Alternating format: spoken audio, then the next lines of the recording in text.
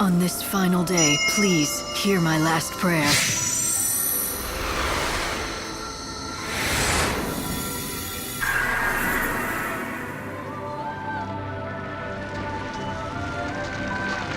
This is it. This is the true light of Yggdrasil.